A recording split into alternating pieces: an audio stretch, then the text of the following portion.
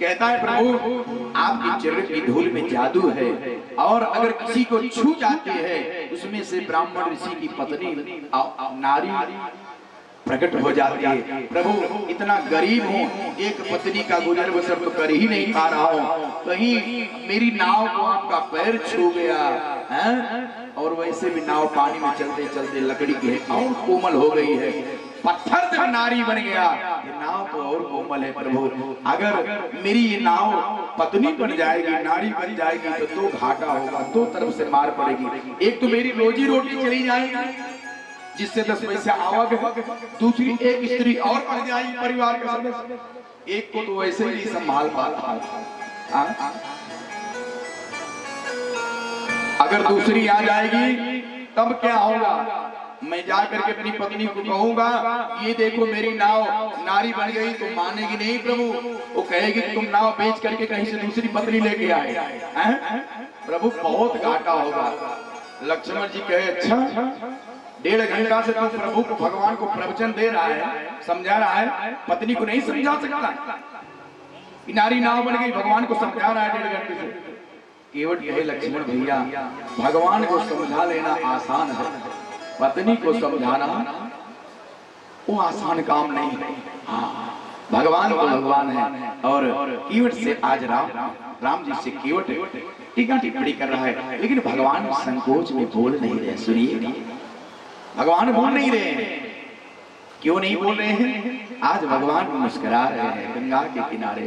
केवट कहता है भगवान के इधर उधर घूमा, चारों तरफ देखा, केवट कहा अच्छा आप संकोच में पड़ रहे हो कि आपके पास देने के लिए कुछ है नहीं, क्योंकि कोई जेब है नहीं, मैं देख रहा हूँ आपके पास कुछ पैसा कौड़ी है नहीं। हे प्रभु मैं आपको पहले ये बता दूं, पहले मैं आपको बता दूं, आपको मैं पैर धोऊंगा, नाव पर चढ़ाऊंगा, उस पार ले जाऊंगा, लेकिन उतराई नहीं दो। पद कमल धोई चढ़ाई ना वननाथ उतराई जहु ननाथ उतराई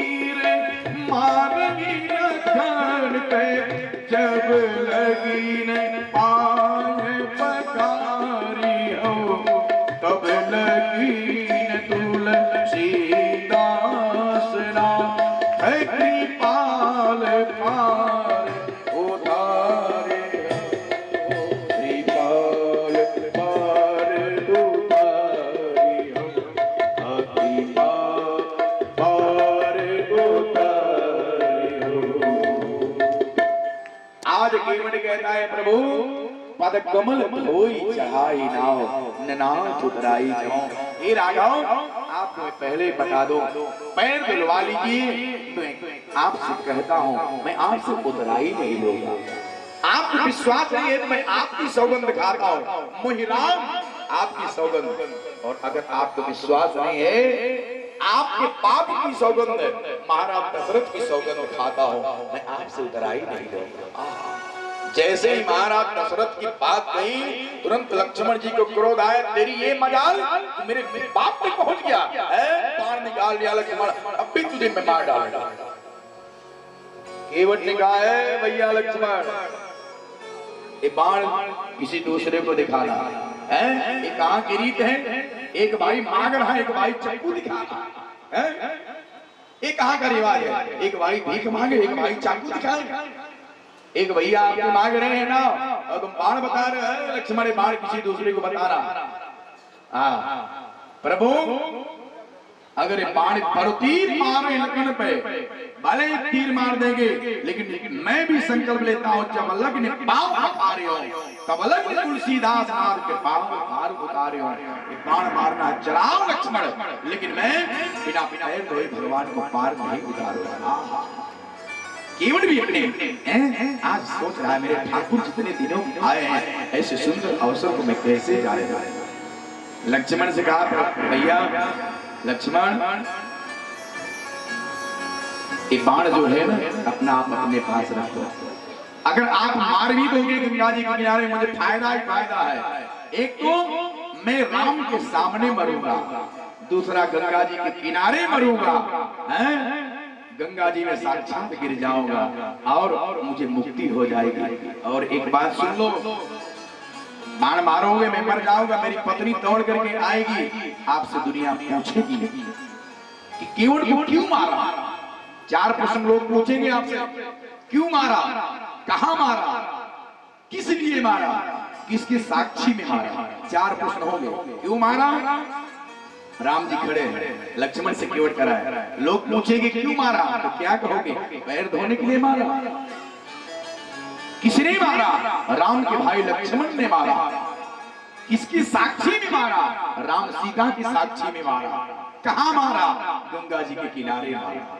4 बार लोग प्रश्न पूछेंगे और आपको उसका जवाब देना पड़ेगा। क्या जवाब दोगे? और मेरी पत्नी दौड़ करके आएगी, मेरे बच्चे हैं नहीं, छोटे छोटे हैं, पत्नी दौड़ करके आएगी तो आपको चिता भी जला करके मेरी अंतिम क्रिया कर्म भी आप ही लोगों को करना पड़ेगा। लक्ष्मण जी ने सोचा, हाँ अगर चिता जलाना पड़ेगा तो लकड़ी सकड़ी की व्यवस्था सब मुझे ही करनी पड़ेगी, सब व्यवस्था मुझे करनी पड़ेगी। इसलिए बाण जो निकाले थे मारने के लिए वापस रख लिए, इसको मारने जैसा नहीं है। और केवट आज इतना भगवान से टीका टिप्पणी कर रहा है। संक्षेप में सुना जाए कि केवट ये बात सुन करके आज भगवान हंस पड़े।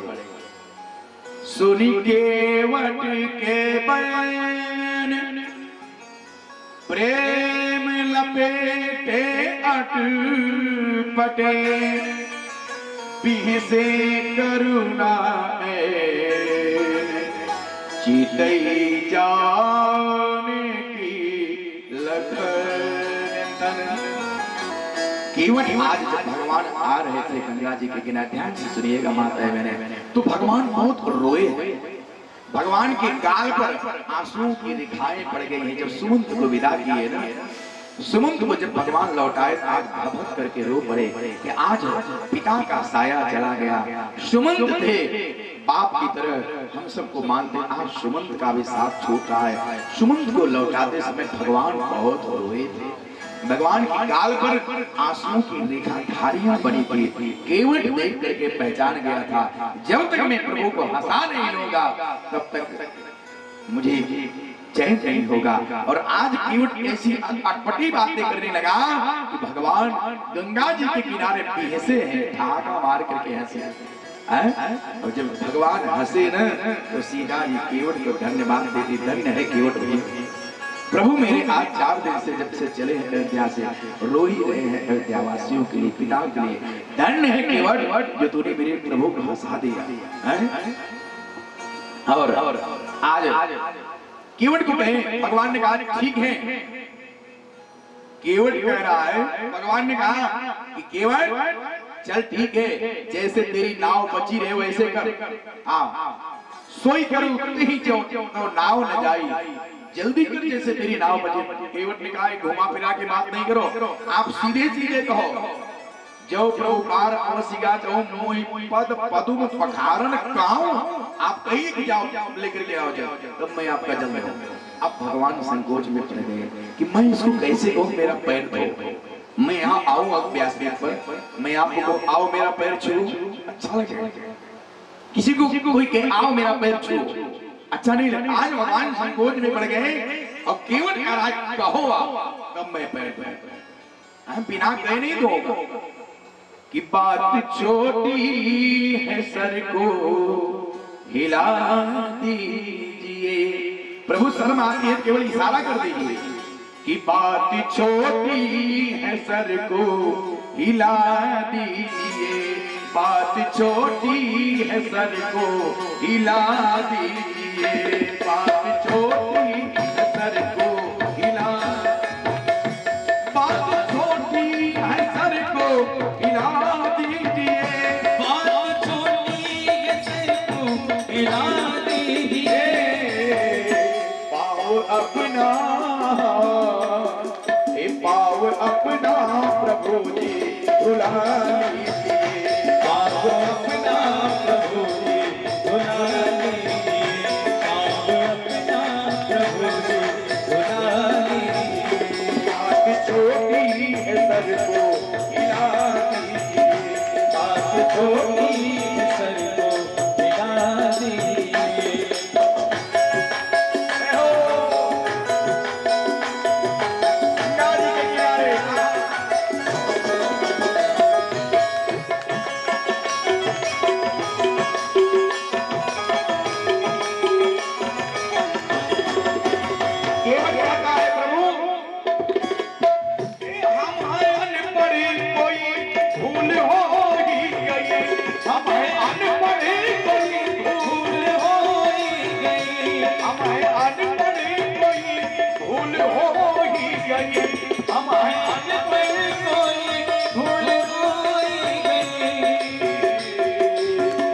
आप मालिक हैं, हाँ आप मालिक हैं, सब कुछ भुला दीजिए, आप मालिक हैं, सब कुछ भुला दीजिए, मालिक हैं, सब कुछ भुला दीजिए, बात छोटी है सर को हिला दीजिए। जय हो।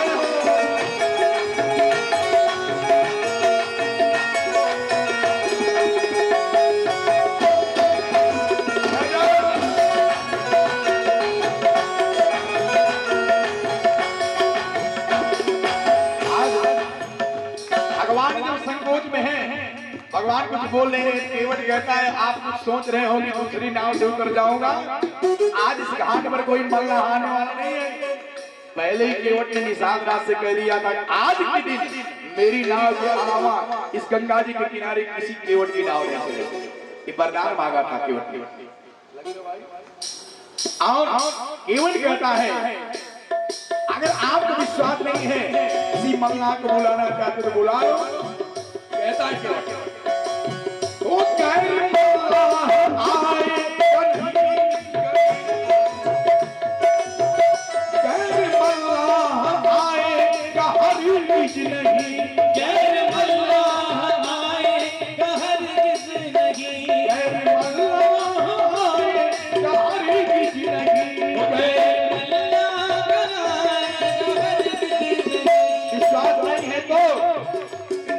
लेकर के नाम लेकर किसी को बुला लीजिए, नाम लेकर किसी को बुला लीजिए, नाम लेकर किसी को बुला लीजिए, नाम लेकर किसी को बुला लीजिए, बात छोटी है बुला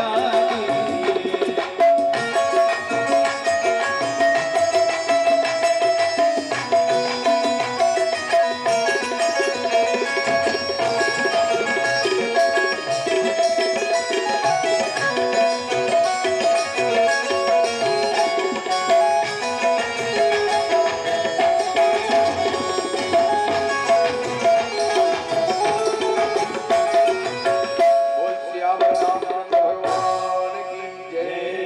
समय बहुत कम है, कथा भी सुनना है, भजन तो साहब आनंद लेते रहे तो समय बीत जाएगा।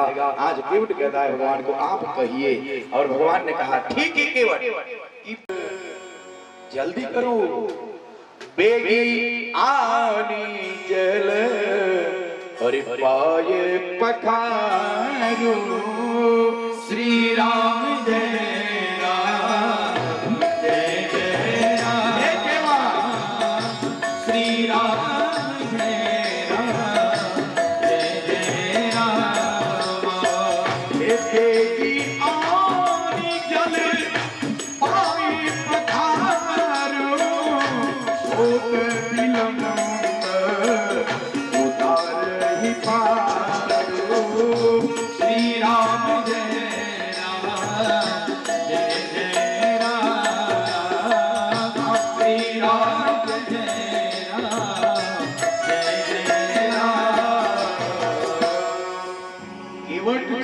लेकर जल लेके आओ और पांव पखारो। केवट को भगवान ने कहा जल्दी करो। केवट जल्दी के बजाय कहां गया जान रहे, भगा गया अपने घर की तरफ। केवट से भगवान कहे जल्दी गंगा जल ला करके पांव पखार। केवट भगा अपने घर की तरफ। लक्ष्मण जी कहे भैया तो वहां भगा जा रहा है, देर में देर कर रहा है, कहां भाग रहा है। केवट ने कहा लक्ष्मण भैया रुको, मैं अनपढ़ जरूर हूँ लेकिन मैं इतना जरूर जानता हूँ कि किसी भी धर्म कर्म कार्य के लिए अकेले नहीं पत्नी के साथ करना चाहिए। आज साक्षात भगवान है। अगर धोने के लिए कहते, किसी का पैर अगर ऐसे साधारण हो तो उसको कहे भैया पैर धो लो, लेकिन पखारने का मतलब पति पत्नी। जनक महाराज जी ने पहले राम जी का जब पैर पहुंचे हैं जनकपुर में, पैर धोया है, पैर धोया। और जब गए हैं मंडप में और जनक सुनैना ने जब पैर धोया तो उसको धोना नहीं कहा, उसको पखारना कहा। पर बिलो की दंपत अनुराग्यो पांय पुनीत पखारन लागो। धोना कहते हैं अकेले, और पखारने की बात आए तो पति पत्नी पांव पखाराई। केवट गया, मैं अकेले ने अपनी पत्नी को लेकर आता हूं, और केवट गया अपनी पत्नी को लेकर के आया, पत्नी को लेकर के आया है। बड़ी सुंदर कथा है। भगवान ने कहा केवट जल लेके आओ। जल यहाँ पड़ा था, जल नहीं लाया, घर से कटौते में पानी लाया। भगवान ने कहा जल लेके आओ। बेग आन जल पाए पधारो, होत विलंब उतारो उतारो।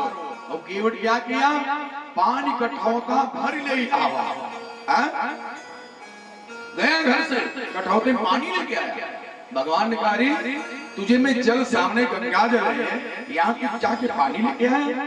केवट ने कहा प्रभु मैं कम पढ़ा लिखा जरूर हूँ, लेकिन मैं इतना जानता हूँ कि जो गंगा जी कह रहे हैं ये आपके चरणामृत है। एक बार आपका चरण धो करके ब्रह्मा जी ने जिस गंगा को कमंडल से धरती पर भेजा, ये आपका चरणामृत है साहब। गंगा जी आपके चरणामृत है, और उसी चरणामृत से फिर मैं धोऊं, ये बात अच्छी नहीं है। ये आपकी चरणामृत है। भगवान जब 52 अवतार लिए थे, ब्रह्मा जी जो ब्रह्मांड में भगवान का पैर गया, उसी पैर को धो करके ब्रह्मा जी ने कमंडल में रखा, और वही धरती पर भागीरथ के द्वारा आई है गंगा जी। इस अर्थ में केवट कहता है एक बार जिस जल से आपका पैर धो लिया गया वो तो चरणामृत हो ही गया, फिर उसी जल से धो, ये तो झूठा आपका चरणामृत। इसलिए अब मैं आपका पैर धो करके एक ऐसी दूसरी गंगा प्रकट करूंगा। बोल गंगा महारानी की जय। अब मैं अपने पूरे गांव को पवित्र करूंगा, परिवार को पवित्र करूंगा। और केवट पानी लाया। क्या केवट के घर में और कोई बर्तन नहीं था? बर्तन था, लेकिन वो जो कठोट थी, काठी जिससे पानी उछालता था नाव की, उसी कठोट में पानी लाया। एक संत ने कहा कठोट में क्यों लाया? केवट चालाक है। केवट सोचा कि इनका पहले मैं परीक्षा लूंगा, क्योंकि काठ की नाव है, पहले काठ में छुआ करके परीक्षा लूंगा क्या बनती है। काठ की नहीं है, और काष्ठ को छुआ करके बनाओ, पहले परीक्षा लूंगा क्या बनती है, फिर पता लग जाएगा। अथवा तो केवट ने सोचा काठ, ध्यान से सुनिएगा, जो काठ होता है लकड़ी, उसमें जल सोखने की क्षमता होती है। काठ जो है उसमें जल सोखता है, तो केवट ने सोचा इस काठ की कठोत में मैं भगवान का चरण धोऊंगा और चरणामृत बन जाएगा, और कठोत को सोखने की क्षमता होगी, और उस जल को चरणामृत को कठोत सोख के रखेगी। और इसी कठोत में मैं अपनी पत्नी को कहूंगा तो रोज आटा गूंथ करके रोटी बनाना, रोज भगवान का चरणामृत हमको पान करने को मिलेगा। केवट का भाव देखिए, केवट सोचता है रोज भगवान का चरणामृत, इसी में आटा गूंथेगी मेरी पत्नी और रोटी बनाएगी, रोज भगवान का चरणामृत पान करने को मिलेगा, मेरा जीवन धन्य हो जाएगा। बोल राजा रामचंद्र भगवान की जय। केवट कठोत लाया है, और आज आहा क्या केवट का सौभाग्य है मेरे भाई बहन। केवट की पत्नी जल डाल रही है और केवट भगवान का दोनों पैर कठोर पे रखा है, एक पैर अपने हाथ में उठा करके ऐसे धो रहा है। केवट की पत्नी जल डाल रही है, कुछ तो जल से पांव धो रहा है और कुछ तो केवट की आंखों से आंसू गिर रहे हैं, अपने भाग्य की सराहना कर रहा है। धन्य है केवट, देवता लोग आकाश से पुष्प की वर्षा कर रहे हैं। केवट धन्य है जो सौभाग्य देवताओं को नहीं मिलता है। आज केवट आज भगवान का पैर धो करके अपने जीवन को जन्म जन्मांतर के लिए तू अपना परलोक संवार रहा है। पत्नी जल डाल दे, केवट बड़े भाव से प्रेम से भगवान का पैर धो रहा है कि राघव चरण जल जात हो आज केवट पखारे, राघव चरण जल जात हो आज केवट पखारे, छोटे कठौता में आनी गंगा जल, छोटे कठौता में आनी गंगा जल, फूल की प्रफुल्लित गात हो आज केवट पखारे, राघव चरण जल जात हो आज केवट पखारे। आज भगवान के चरणों को दोनों ने पखारा है। संक्षिप्त में सुना जाए कथा बहुत है। केवट चरण पखारा और चरणामृत लिया और उसके बाद जो है केवट ने पूरे गांव वालों को बुलाया और कहा चलो गांव वालों भगवान का चरणामृत ले लो। पूरा गांव उमड़ गया, लाइन लगी है, केवट चरणामृत बांट रहा है। और ये सौभाग्य देख करके देवता भी रहने 35 करोड़ देवता भी आ गए, लाइन लग गई। केवट ने कहा सब लाइन में आ जाओ, जिसको जिसको चरणामृत चाहिए सब लाइन में ले रहे हैं चरणामृत भगवान का। सीता जी सोची कि लक्ष्मण भैया बड़ा अच्छा सौभाग्य मिला, तुम भी जाओ लेके आओ थोड़ा सा भगवान का चरणामृत। लक्ष्मण जी के सामने से गए, केवट दे मुझे चरणामृत। केवट ने कहा ये जो लाइन लगी है किसकी है? ये लाइन तुम्हें नहीं दिख रही, जाओ लाइन में लगो, भगवान का चरणामृत लाइन में लगो।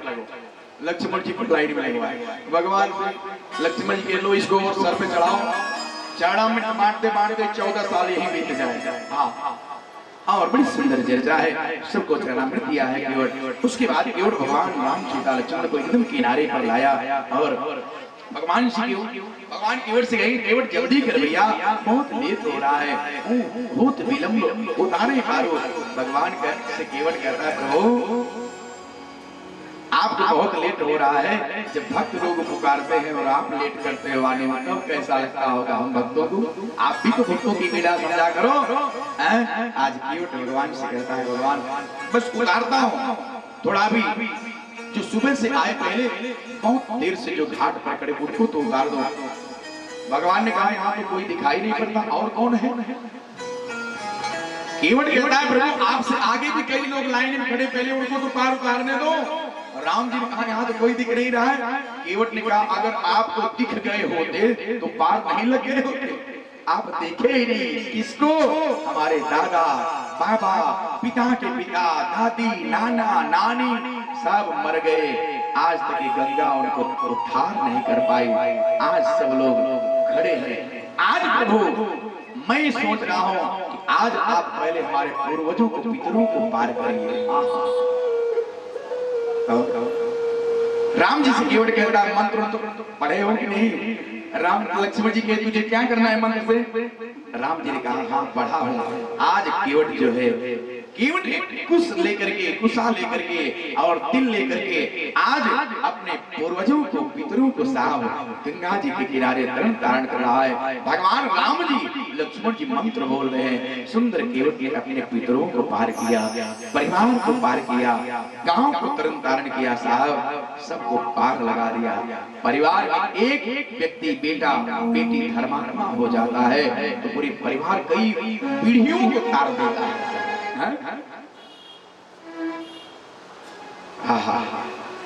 आज केवट पितर पार करे प्रभु को, तुरंत केवट पितरों को पार किया। उसके बाद राम सीता लक्ष्मण को बैठाया है। सबसे पहले राम जी ने सीता को नाव में चढ़ाया, प्रिया चढ़ाई चढ़े रघुराई। पहले सीता जी को चढ़ाया, फिर राम जी चढ़े, फिर लक्ष्मण जी चढ़े। भाई लोग इस प्रसंग से आप सुन लो, कभी कहीं बाहर गांव जाना हो, ट्रेन में, बस में, तो सबसे पहले पत्नी को बैठाओ, पत्नी को बैठाओ, हाँ, आगे पत्नी को बैठाओ, फिर पीछे आप जाओ। कई जगह देखा जाता है भाई साहब आई ट्रेन, जल्दी जल्दी चढ़ गए, गाड़ी छूट गई, पत्नी पीछे ही रह गई, अगले स्टेशन पे गए, वो चिंटू की मम्मी कहाँ गई, चिंटू की मम्मी रह गई, पीछे छूट गई। कई भाई लोग देखा है बेचारी मोटरसाइकिल स्टार्ट की, पत्नी बैठ नहीं पाई, तब तक खुर से आगे लगी, बेचारी बैठी नहीं। सबसे पहले पत्नी को बैठाओ आगे, ट्रेन में, बस में आगे पत्नी को बैठाओ, मोटरसाइकिल पे आगे नहीं बैठाओ, बस ट्रेन में, बस में आगे बैठाओ। पत्नी को बैठा करके राम जी पहले प्रिया चढ़ाए, श्रीराम जी को चढ़ाया, राम जी चढ़े हैं, लक्ष्मण जी चढ़े हैं, और आज केवल भाव से केवल आज एकदम आनंदित मुद्रा में आज नाव की रस्सी खोला है और धीरे धीरे पतवार लिया और गंगा जी के बीचों बीच चलने लगे।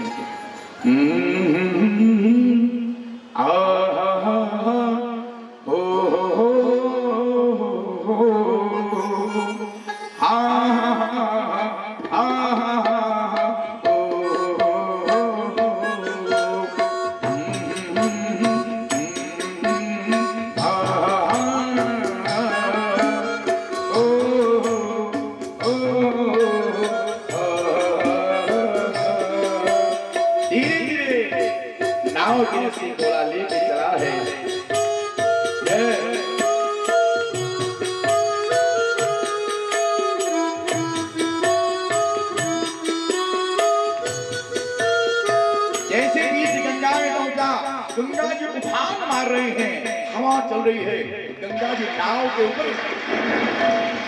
ऊपर गंगा जी आ जा रही है। केवट राम भैया मेरे राघव जी उतरेंगे पार, हे गंगा मैया धीरे बहो, मेरे राघव जी उतरेंगे पार, गंगा मैया धीरे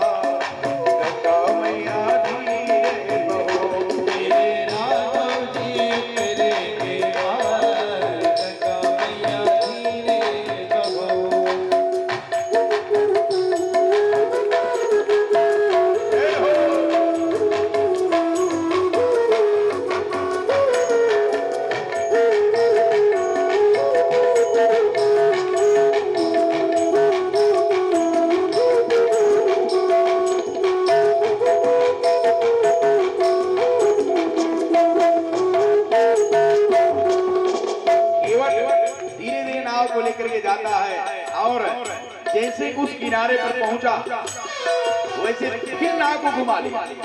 राम जी सोचे कि उतारा नहीं, घुमा लिया नाव पे केवट। राम जी सोचे लगता है कुछ अभी भूल गया, फिर केवट लेके आया इस किनारे, जैसे इस किनारे पर पहुंचे फिर घुमा लिया, फिर लेके गया उस किनारे पर, फिर जैसे नजदीक पहुंचा उस बात नाव को घुमा लिया। राम जी ने कहा केवट क्या कर रहे हो, जल्दी मुझे जाना है। केवट ने कहा प्रभु 14 वर्ष आपको जंगल में ही बिताना है ना, 2-4 दिन मेरी नाव में ही बिताओ। कोई ऐसा निश्चित अवधि थोड़ी है, 2-4 दिन नाव में ही हमारे साथ बीत जाए तो क्या है। अरे भगवान ने कहा केवट तुम ये चक्कर गोल गोल घुमा रहा है, चक्कर आ रहा है, मुझे चक्कर आ रहा है। केवट ने कहा चक्कर आ रहा है, 4 बार घुमाया चक्कर आने लगा आपको, और हम जीवों को आओ 84 लाख चक्योनी में घुमाते हो, भटकाते हो, तब कितना पीड़ा होती होगी हम लोगों को। आज केवट की बात सुनकर के भगवान बहुत मन में प्रसन्न हो रहे हैं, और धीरे धीरे केवट समझ गया कि प्रभु को ज्यादा परेशान नहीं करना है। केवट ले गया उस पार, नाव की रस्सी बांधा है, सीता जी उतरे हैं, राम जी उतरे हैं और लक्ष्मण जी उतरे हैं। उतरी ठाढ़ भई सुर सरिता, सिया राम गुह लखन समेता। निषाद राज को लक्ष्मण राम सीता उतरे हैं। देखिए अभी तक केवट भगवान को प्रणाम नहीं किया था इस बार, लेकिन अब जब केवट समझ लिया अब तो भगवान चले जाएंगे। आहा, अब तक केवट ऐठा था कि अगर मैं प्रणाम कर लूंगा, एक बार मैं प्रणाम कर लूंगा तब इनका हो जाऊंगा, तब ये जो कहेंगे वो मुझे करना पड़ेगा, अभी इनसे काम लेना है। अंदर तो प्रेम था, ऊपर से केवट केवल नखरे कर रहा था। आज जब केवट समझा तब तो राम चले जाएंगे। कि केवट उतरी दंडवत की धार, एकदम बालू में लौट गया डंडे की हाथ। जैसे केवट भगवान के चरणों में लेटा रहा, भगवान संकोच में पड़ गए। बेचारा आज सुबह से शाम तक एक भी ग्राहक नहीं उतरे हैं, इसकी आज घर का खर्चा कैसे चलेगा, किसी को उतारा नहीं। और साहब भगवान आज संकोच में पड़ गए कि मेरे पास कुछ है नहीं, इसको मैं क्या दूं। बेचारा दिन भर मेरे पीछे ही लगा रहा, छोटे छोटे बच्चे भूखे होंगे। केवट उतरी दंडवत की ढाल, प्रभु ही सकुची यही नहीं कछु दीना। श्री राम जय राम जय जय राम, श्री राम जय राम जय जय राम। आज सारे संसार को देने वाला मालिक आज संकोच में पड़ गया कि मैं केवट को क्या दूं, क्या दूं मैं केवट को। भगवान के पास कुछ है नहीं देने के लिए, और आज जो है केवट सामने खड़ा है, भगवान संकोच में पड़े हैं। लेकिन माताएं मुझे ध्यान से सुनिएगा, सीता जी को जो संस्कार मां सुनैना ने दिया था कि बेटी पति का चेहरा देख देख करके सेवा करना, पति रूप लग आयस अनुसरेउ। आज मां जानकी ने उस संस्कार को यहाँ चरितार्थ किया है। आज मां जानकी ने देखा कि मेरे प्रभु संकोच में है, कुछ देने के लिए नहीं है, लेकिन मां सीता जी की जो एक अंगूठी थी मणि है, जो सीता जी को मुंह दिखाई नहीं थी, उस अंगूठी को तुरंत मां जानकी ने निकाला है।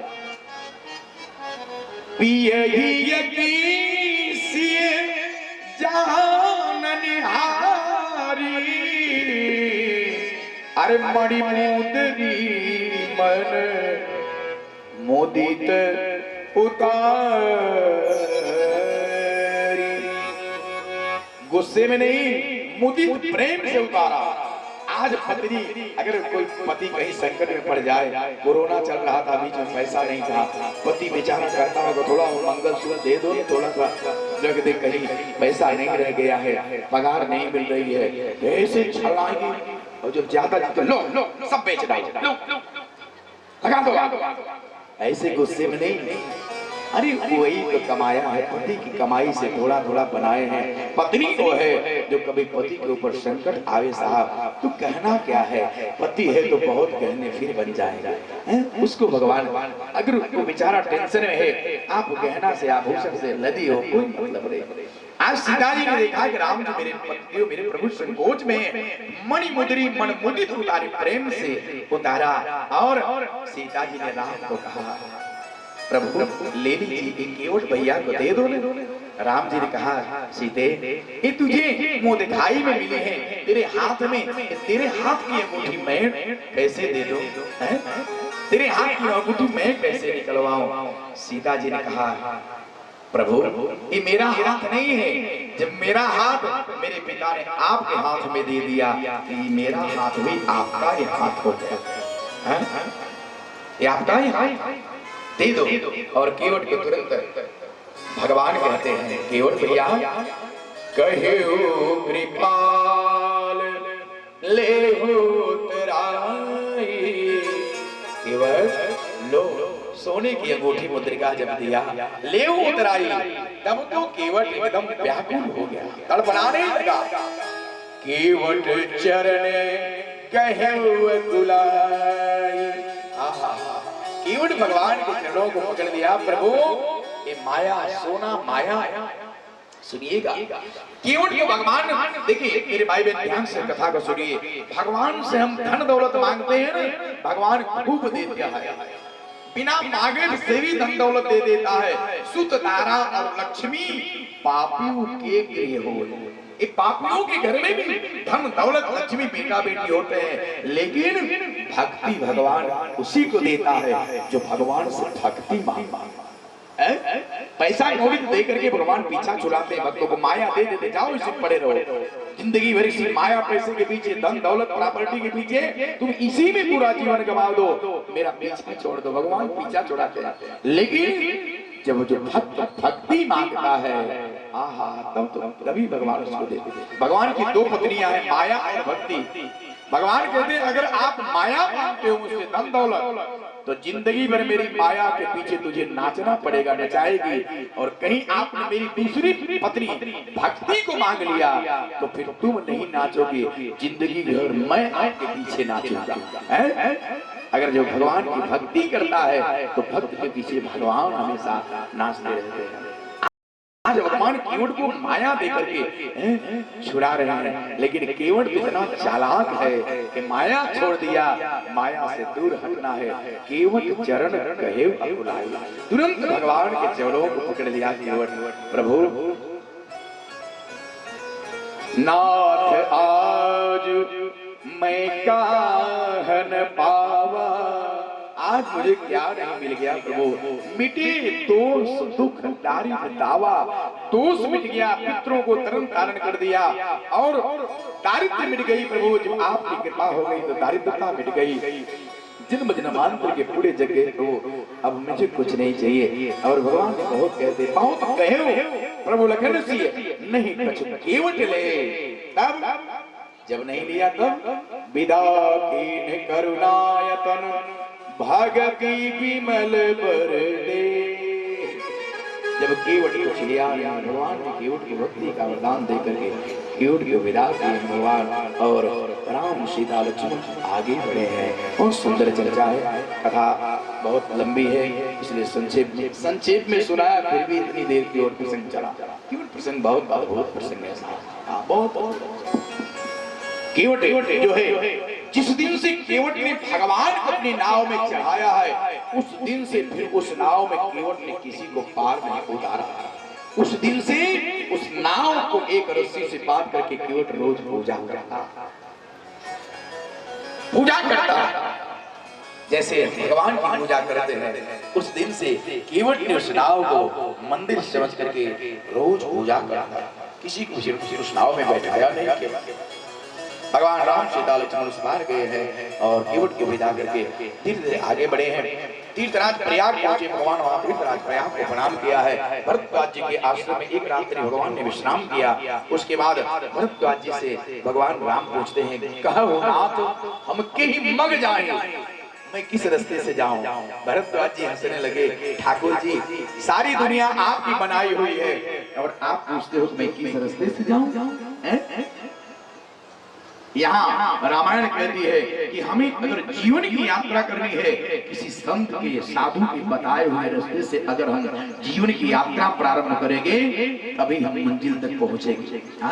एक संत के, एक साधु के बताए हुए रास्ते से, जीवन गुरु के बताए हुए रास्ते से हमें जीवन की राह चलनी चाहिए, तब हम बड़ी आसानी से अपने मंजिल तक पहुंचेंगे।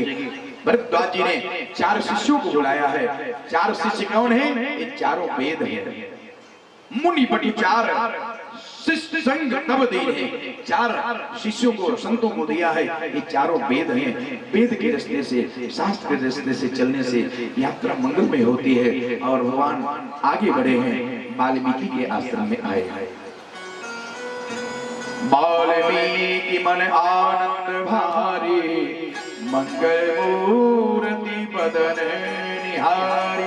वाल्मीकि ने राम लक्ष्मण सीता को देखा, बहुत प्रसन्न हो गए, दौड़ पड़े हैं आगवानी के लिए। वाल्मीकि को प्रणाम किया है राम जी ने, सीता जी ने प्रणाम किया, लक्ष्मण जी ने प्रणाम किया, साथ दूर से प्रणाम किए। और उसके बाद वाल्मीकि के आश्रम में भगवान पहुंचे हैं। बड़ा आतिथ्य सत्कार हुआ।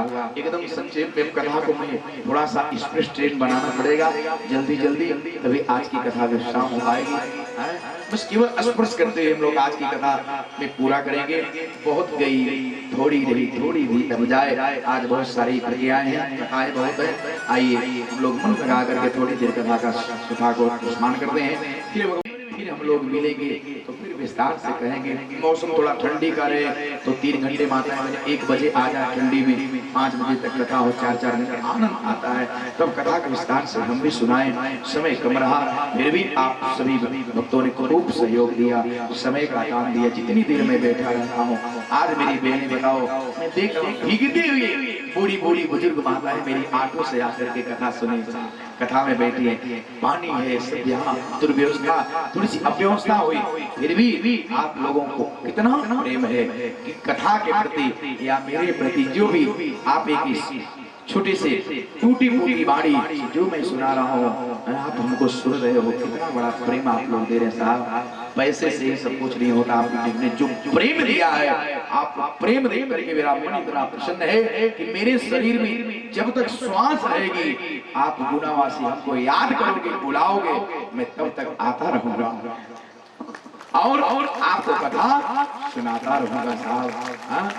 किसी भी परिस्थिति में आप बुलाओगे, ऐसा नहीं है कि 2-4 लाख रुपए की व्यवस्था हो तब मैं आऊंगा। यहाँ हमारे महेश भैया से मेरी चर्चा हुई थी कि महाराज जी आइएगा, हमने कहा कोई बात नहीं, मैं आऊंगा, बिल्कुल कथा सुनाऊंगा। आप लोगों ने जो प्रेम दिया है साहब, ये प्रेम पैसे से नहीं तोला जा सकता। बहुत उसका मैं हरदम जीवन भर आभारी रहूंगा। बहुत अच्छे श्रोता हमारे गुना के हैं, यहाँ के वंदना नगर, विंध्याचल कॉलोनी, आसपास की कॉलोनियों से सभी माताएं बहने भाई लोग, सभी लोगों को प्रभु प्रार्थना, ऐसे आप अगर धर्म के कार्य में आगे बढ़ते चलते रहोगे, हमेशा अच्छे अच्छे कार्यक्रम होते रहेंगे, हमारी आने वाली पीढ़ी धर्म से जुड़ी रहेगी। छोटे छोटे बच्चे भी बैठेंगे, कथा सुने, उसके जीवन में संस्कार जगह होना चाहिए। कथा 6 महीने साल भर में 1-2 कार्यक्रम ऐसे होने चाहिए, मन प्रसन्न रहता है साहब। और हमारा धन, जो हमारा धन है वो फिल्टर हो जाता है, दान करते हैं तो धर्म पवित्र हो जाता है। हॉस्पिटल में नहीं जाने पाता, पुलिस थाने में नहीं जाता, कोर्ट कचहरी में नहीं जाएगा अगर आपने उसे धर्म में खर्च किया। बड़ी सुंदर कथा है। आज भगवान वाल्मीकि के आश्रम में पहुंचे हैं। वाल्मीकि से पूछा, बाबा मैं कहाँ रहूं? वाल्मीकि हंसते हुए कहने लगे, राघव पहले ये बताओ आप कहाँ नहीं हो? आप तो हर व्यापक सर्वत्र समाना, आप तो सब जगह हो प्रभु। फिर भी 14 स्थान वाल्मीकि ने बताए थे, मैं आपको पहले 2-4 स्थान बता चुका।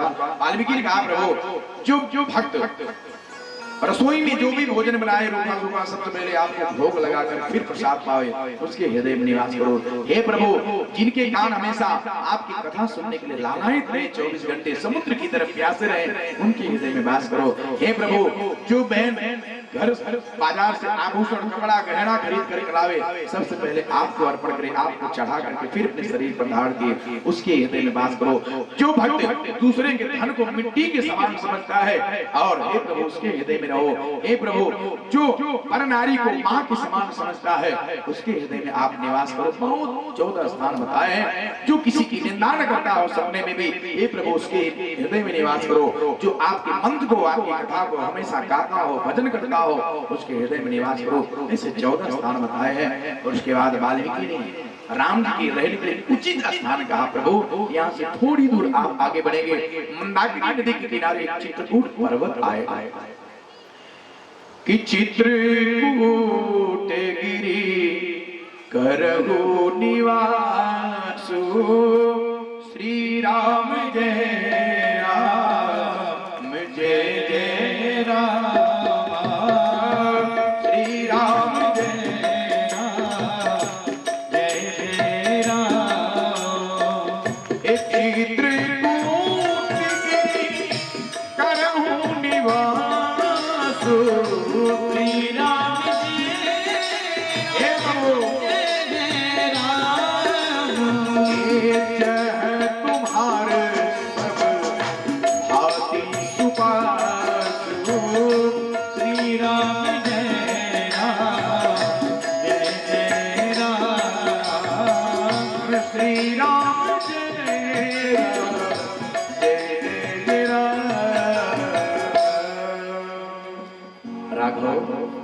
आप लक्ष्मण और मां जानकी के साथ चित्रकूट में निवास करो।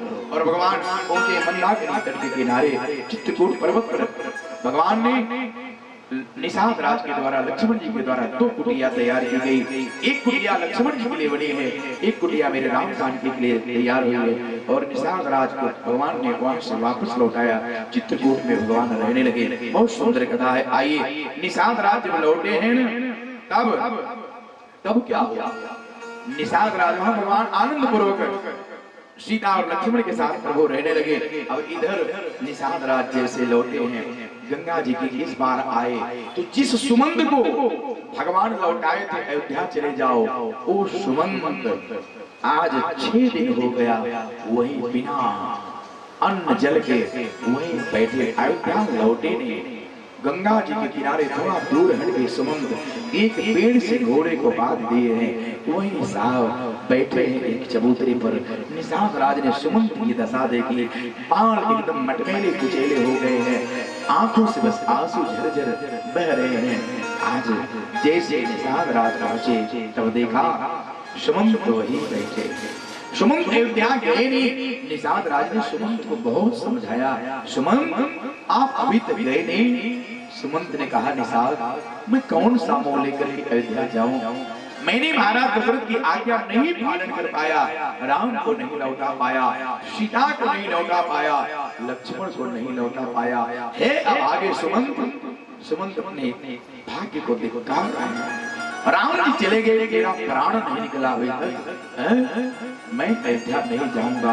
निषाद राज बहुत समझाए, सुनो आप तो पंडित हैं, ज्ञानी हैं, सुख दुख तो आते जाते रहते हैं, अपने कर्तव्य का पालन करो। और बहुत जबरदस्ती निषाद राज को समझा बुझा कर सुमंत जी को अयोध्या की तरफ लौटाए। माताएं मैंने आज घोड़े जो है ना, घोड़े नहीं चलने के लिए तैयार है। देख दक्षिण दिशा दक्षिण दिशा की ओर जिस तरफ मेरे राम जी गए हैं, घोड़े उधर देख देख करके रो रहे हैं। सोचो साहब, जिसके वियोग में, जिसके विछोह में पशु पक्षी रो रहे हैं, अयोध्या प्रजा की क्या दशा होगी? जाओ सुवियोग विकल पशु ऐसे, प्रजा मातु पितु जिए कैसे। जिसके वियोग में आज घोड़े अयोध्या लौटना स्वीकार नहीं कर, मैं अपने राम के साथ जाऊंगा। जहां मेरे प्रभु गए हैं उसी दिशा को देख करके घोड़े ही नाम रहे साहब। सुमंत जी बहुत पहर लेकर के अयोध्या की तरफ चले हैं, लेकिन शाम के समय चले, दिन में नहीं गए। संध्या के समय जब सूर्य भगवान अस्त हो गए, अंधेरा हो गया, सुमंत सोचे कौन सा मुंह लेकर के अयोध्या में जाऊं। जैसे कोई ब्राह्मण की हत्या कर दिया हो और उसे पाप लगा हो, जैसे कोई किसी माँ की किसी स्त्री के गर्भ में बच्चा हो और उसको कत्ल कर दिया हो, वो पाप लगने के बाद वो अपने को एकदम हीन मानता हो, पापी मानता हो, ऐसे सुमंत अपने को आज पापी की तरह ब्रह्म हत्या, जैसे किसी गरीब आदमी वर्षों की कमाई करके परदेश से लौट रहा हो और उसका धन रास्ते में चोर छीन ले, उसको जो पीड़ा हो, आज वो पीड़ा सुमंत को है।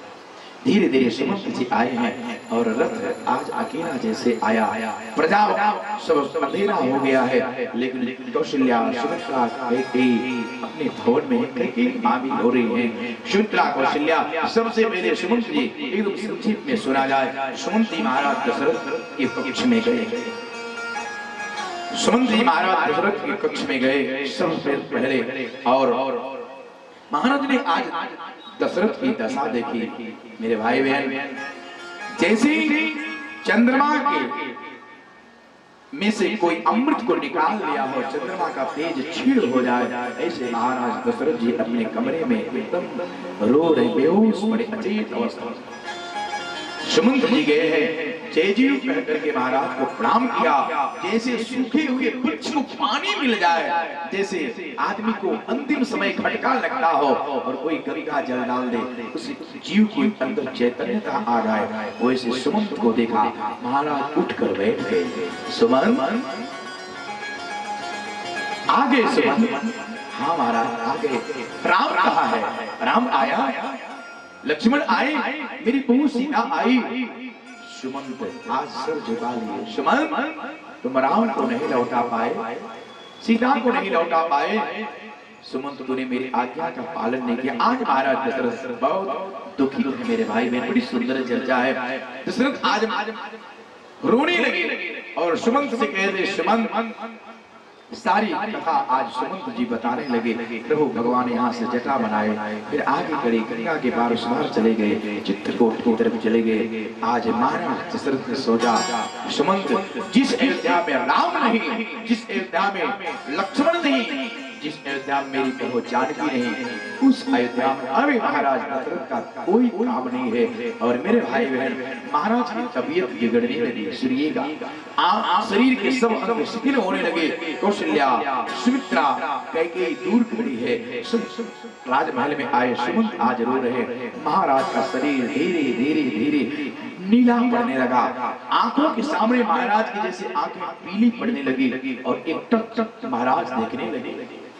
आज कौशल्या को बुला करके कहते, कौशल्य आज तक मैंने तुमसे एक बात छुपा के रखा था। ओ देखो कौशल्या, दीवार पर मुझे कुछ दिखाई पड़ रहा है। सुनिएगा, जब जीव निकलने होता है शरीर से, तो उसकी आंखें टंग जाती है। आज महाराज की आंखें टंग गई। लोग सोच रहे महाराज हमको देख रहे हैं, सुमित्रा सोच रही हमको देख रहे हैं। मेरे भाई बहन, अंतिम समय में जब जीव प्राण निकलने के लिए होता है, गले तक आ जाता है ना, तब उस जीव की आंखें टंगी रहती है। लोग सोचते हैं कि मुझे देख रहा है, वो देखता नहीं, उसको पुरानी क्या क्या हमारे जीवन में किया है वो सब पाप पूरे अंतिम समय दिखाई पड़ते हैं। मेरे भाई, इसलिए हमेशा जीवन में अच्छे कार्य करें। आज अंतिम समय हमने क्या किया है, हमारे कर्मों की पूरी पिक्चर रील दिखाई पड़ती है, हमने क्या क्या पाप किया है। आज महाराज दशरथ के अंतिम क्षण एक दृश्य दिखाई पड़ रहा है। महाराज दशरथ कहते, कौशल्य इधर आओ देवी, वो देखो दीवार पर मुझे कुछ दिखाई पड़ रहा है। कौशल्या ने कहा, नहीं महाराज कुछ नहीं है, आप धैर्य रखिए, कुछ नहीं है। महाराज धीरज रखिए, धीरज रखिए। इंद्री सकल दीखी मलिना, रवि कुल रवि अथयो। आज सारी इंद्रियां शिथिल हो गई। आज कौशल्या समझ गई, आज लगता है सूर्यवंश का सूर्य हमेशा के लिए डूब जाएगा।